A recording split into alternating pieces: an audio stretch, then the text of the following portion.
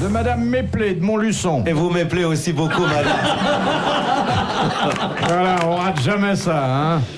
Qui a dit: les hommes portent leur cœur dans leur sexe, Gauche. les femmes portent leur sexe dans leur cœur. Ah, c'est joli, ça. Voilà. C'est un homme très intelligent qui a écrit ça. Oui, un grand esprit de l'humanité. Un grand esprit humanité. Victor Hugo. Non, Plus vieux. Balzac.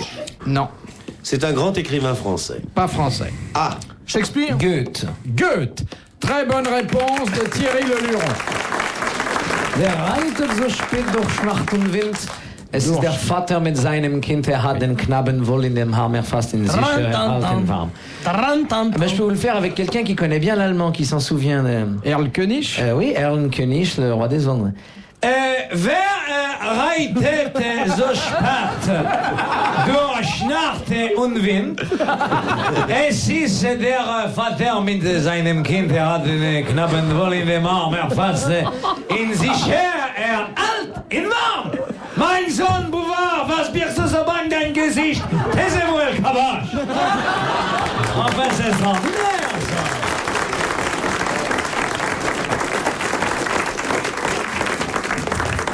De Madame Turin d'Agnières. Qui a Madame dit: Agnières de Turin, et non Madame Turin. si la femme était bonne, Dieu en aurait une.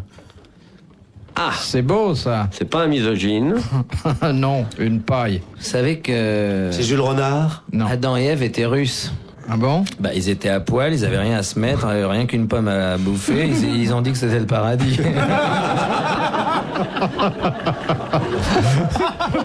Moi, je tiens à signaler aux auditeurs que je n'ai rien dit.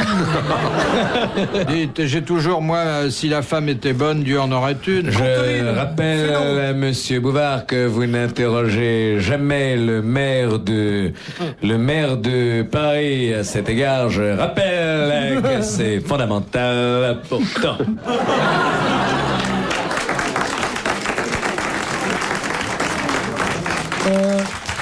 Jules Renard, Guitry, Courteline, Feydeau. C'est Guitry. Voilà. Bonne réponse de Jacques Martin. Vous l'avez pas dit? Merci, mon petit amour. Et donc t'as une nouvelle Elle est présentatrice belle, alors, hein. ouais. Elle est belle, ma présentatrice. Puis l'avantage, elle sait pas parler français alors. Non, elle est adorable, ma petite Linda. Très bien. Puis elle est venue en France parce qu'elle trouve que les Français sont formidables. Elle est venue parce qu'elle est très amoureuse en France. De vous? Non, pas de moi. Vous pensez bien que... Trop âgé pour moi. Qu'à ses 14 ans, la femme n'est plus bonne à grand-chose. Tellement gentille. C'est à 7-8 ans qu'il faut les mieux connaître. Mais vous étiez un peu fatigué l'autre dimanche car vous l'avez laissé parler 2 fois. Mais non, parce qu'elle fait des progrès. Pourquoi vous prenez pas Denise Fabre pour vous aider? Mais j'adore. Moi, j'aime... Si on était sur la même chaîne, si on était sur la première chaîne, je l'aurais pris à tous Alors les je coups. dois dire qu'il n'y a qu'un seul problème, c'est que Jacques Martin a beaucoup d'humour et moi j'en ai pas du tout. Alors je ne comprends rien.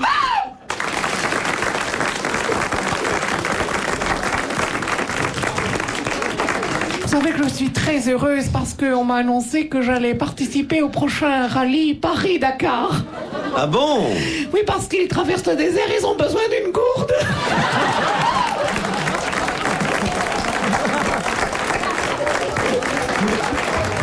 Oui, mais vous savez que... Hein, elle a eu des jumelles parce que tant va la cruche à l'eau qu'à la fin elle s'emplit. Comment elles vont les jumelles? Écoutez, ça, je vous remercie, Philippe, d'en parler, parce que malheureusement, on n'en parle plus beaucoup, je dois dire, ainsi. Non, Marie. Nous avons décidé de réitérer parce que ça nous a fait une pub formidable. Pour le restaurant. Pour le restaurant. La ferme Saint-Simon, je retourne dans mon gourbier, à tout à l'heure, au revoir. Et moi, j'avais présenté Télé Dimanche avec elle et on riait bien parce que c'est une rieuse. On lui fait Qui m'a n'importe... même présenté pour ma première C'est apparition vrai. à la télévision. C'est exact. Le 4 janvier 70. Oui. Jacques Martin et Denise Fabre, c'était mon parrain et ma marraine en quelque Oui. sorte. Non, elle était adorable. Moi, j'adore travailler. Et moi, mon idée, c'était... La première personne à qui j'ai pensé, c'était Anne-Marie Pesson, tu vois. Parce que j'ai bien rigolé aussi à la télé avec Anne-Marie Pesson. Et alors là, je rigole. Elle était extra, Anne-Marie. Anne-Marie, je ouais, rigole bien avec Anne-Marie. Il y a Avec toujours les Anne-Marie. meilleurs qui s'en vont. Hein. Oui. De Monsieur Christophe de Bruxelles. Pas des autres. Qu'est-ce qui eut lieu pour la dernière fois publiquement en 1892 à Cambridge et en 1902 à Oxford? Le truc d'aviron, là, Non. une compétition, non La consommation du mariage. Le par- chat neuf queues, fouet, le ouais. fouetter les étudiants. Exactement. Ah oui. La dernière fessée publique a eu lieu en 1892 à Quel Cambridge, dommage. en 1902 à Oxford. Très bonne réponse d'Olivier de Kersauzon. Kersozon, il donne plus de fessées à Junio en public. Je crois que Monsieur de Kersauzon est pour le châtiment corporel. Ça, c'est quelque chose. J'ai rien dit, non. Vous savez comment je vous ai mis sur scène? C'est un petit bonhomme qui fait 20 cm de haut. Tant que ça. Oui. Avec des vestes pieds de poule, cravate rose, chemise jaune, pochette verte. Et le teint toujours frais. Hein. Oui. Puis je traîne un peu sur les mots, comme ça, pour... C'est une grosse tête, bien sûr. Bien. Nous allons continuer cette émission avec le vicomte de Kersozon. Oh, c'est effroyable.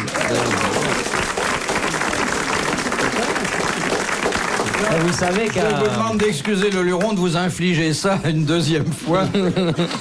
quand on vous entend aux grosses têtes, on a l'impression que c'est Thierry. Hein. Non, mais je grasseille pas comme ça, je parle normalement. Oui, Non. là, oui, mais à la télé, j'ai remarqué, quand vous interviewiez à la télé, J'ai beaucoup changé depuis que vous m'avez imité, j'ai essayé Ah bah de... c'est ça le tort, faut pas changer, faut rester naturel. Regardez Chaban, à un moment, il s'est mis à plus vouloir être Chaban. Mitterrand, vous l'avez vu à la télé, à l'enjeu, là?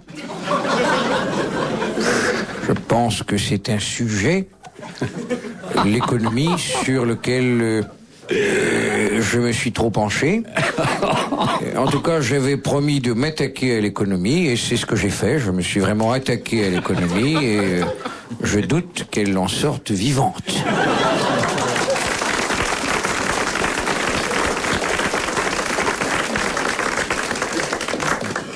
Question de Monsieur Hubert, qui habite Bruxelles.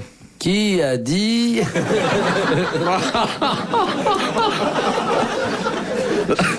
Comment Ah, il ose plus. Essayez de vous imiter. Allez. Allez-y. Non, mais non, j'ai changé. Ah, c'est bien là. Ça, c'est bien là. Allez-y, vous êtes bon là. J'avais une voix de tête, j'essayais de la faire descendre un peu. Bon, elle ne pouvait pas descendre de plusieurs centimètres, enfin quand même. Non, vous êtes mis à parler plus vite parce qu'avec nous, c'est pas facile. Faut pas perdre de temps. Ah bah, et puis si on veut en placer une... Comment En observant que la tête... Avec l'accent du midi. Allez-y. Peut-on distinguer un cheval de jument? On dirait Denise Fabre, voilà. Les dents de devant, non? Alors, oui, et plus précisément, qu'est-ce que le cheval a que la jument n'a pas? Toujours en haut. La jument a du rouge à lèvres, Des boucles d'oreilles, du des rouge barésies, baisé, une ceinture jartel. du rimel, Elle a plus de des incisives. Le cheval a... Et à quatre pattes, une à chaque coin.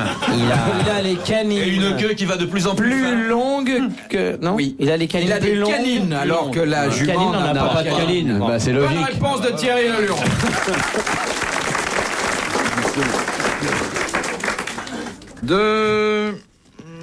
Attendez. Oh là là. C'est bientôt l'heure. De Je peux monsieur... faire Bouvard aussi avec ça quand il commence l'émission avec les gars.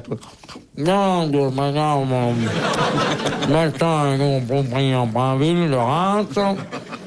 C'est une question qui risque de coûter 1000 francs parce que un doublé, partir 5 jours, et va permettre de gagner les disques des grosses têtes, les 5 albums, et puis la vidéo cassette des grosses têtes. Et alors Il vaut mieux mâcher un petit Luc, le Luron. Ça dépend. Bon, alors, la question de monsieur Parichal. Nous voilà, merci, de Marly Leroy. Qui est-ce qui vous a inculqué notre langue pour que vous la maîtrisiez si bien? Qui fut votre prof de français, Philippe? Litrone. Facile, Eh ben, caméléon. Vous savez que Léon parle remarquablement Le notre russe. langue. Comme seul, d'ailleurs, on l'enseigne encore dans les écoles du KGB. Parce que, non, je vais vous dire, non, mais là, c'est pas vrai. Mais je veux dire, les Français... Ah, j'adore la précision. Les Français peuvent parler mal le français, les espions étrangers n'ont pas le droit. Sinon, ils seraient repérés tout de suite. Non, mais il est prévoyant. Il a appris le russe au KGB, vous, au KGB, je crois, non? Mais il est même très voyant.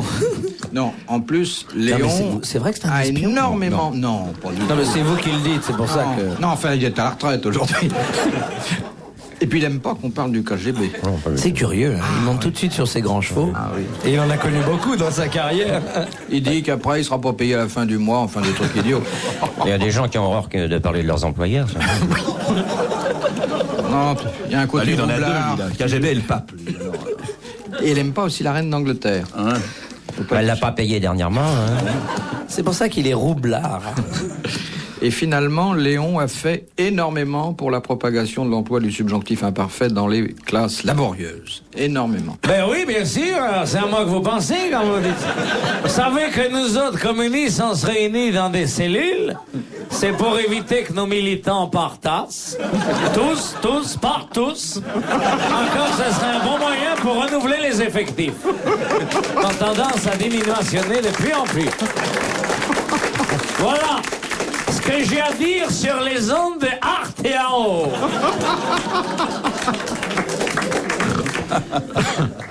Alors, la question de Monsieur Parichal est une question à mi. Cela dit, Léon fait un très bon travail. On vous a jamais proposé d'adhérer au parti? Si, c'est vrai. Alors, la question de Monsieur Parichal de Marly-le-Roi, déjà... Voilà, je l'ai dit également, déjà 3 fois nommé. Pourquoi, au Groenland, les Esquimaux crient-ils le plus fort qu'ils peuvent dès qu'ils aperçoivent un ours? Ça a une influence sur le comportement de l'ours. Non, l'ours s'en fout. l'ours s'en fout, lui. Il a les oreilles bouchées, il écoute les cassettes des grosses têtes, il est tranquille. Les Esquimaux le voient, qui se mettent tous à gueuler comme des...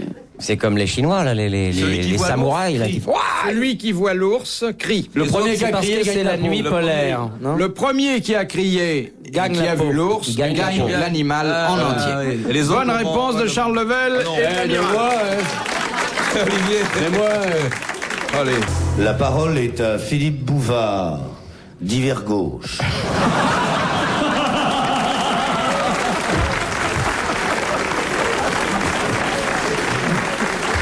Philippe Castelli, ensuite, aura 5 minutes au nom du RPR.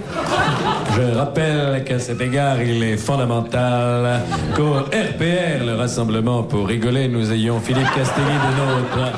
Ensuite, nous céderons la parole pendant quelques minutes à Monsieur Georges Marchais, s'il le permet. Oui, ben écoutez-moi, il n'y a pas besoin de me la céder, je la prends. Alors c'est très simple. Puis il n'y a pas à discuter. Comprenez? Nous demanderons ensuite à Valéry Giscard d'Estaing son opinion. Bonsoir madame, bonsoir mademoiselle, bonsoir monsieur. Et pour honorer Philippe Castelli, je dirais bonsoir messieurs.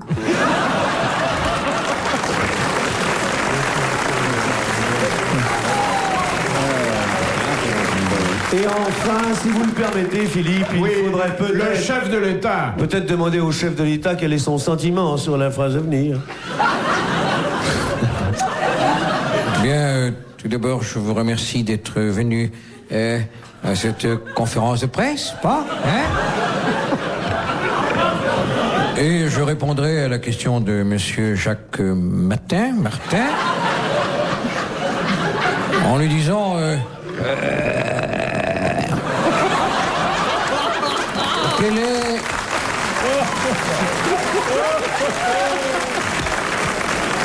Quel est mon sentiment? Quel est mon sentiment? Bien, vous savez que Giscard d'Estaing a dit que je n'avais pas le monopole du cœur, n'est-ce pas? C'est vrai? Ouais. Aussi, serais-je bien embarrassé pour vous dire quel est mon sentiment?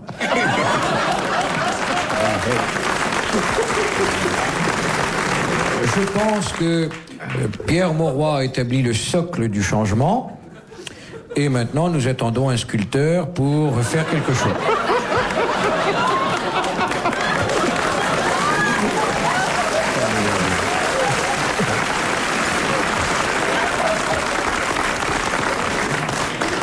Et Mauroy, vous le faites pas? Mauroy, je le fais pas, mais lui, il nous a refait. Hein. Bon, la première citation de Madame Le Breton de Lorient. C'est une cousine d'Olivier, Madame Le Breton. Si c'était Madame Lebel, je ferais une cousine de vous.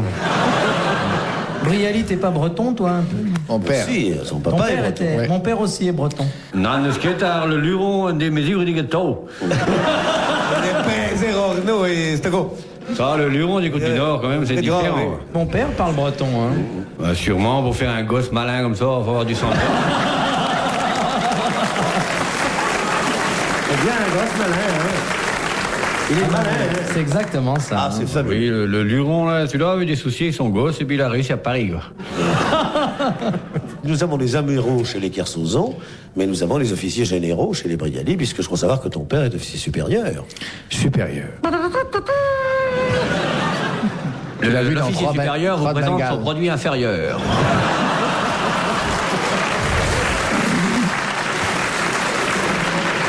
Non, mais alors, chez vous, ça marchait à la trique, alors? Oui. Ça, c'est un Parisien, Minope. Alors, question de Madame Le Breton de Lorient, et c'est la première... Oui.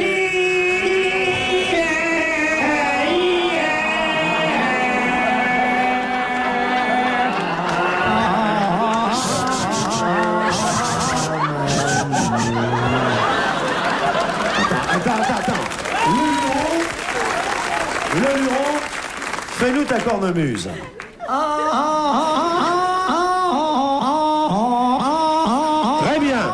Très bien. Kersozon fait sa cornemuse.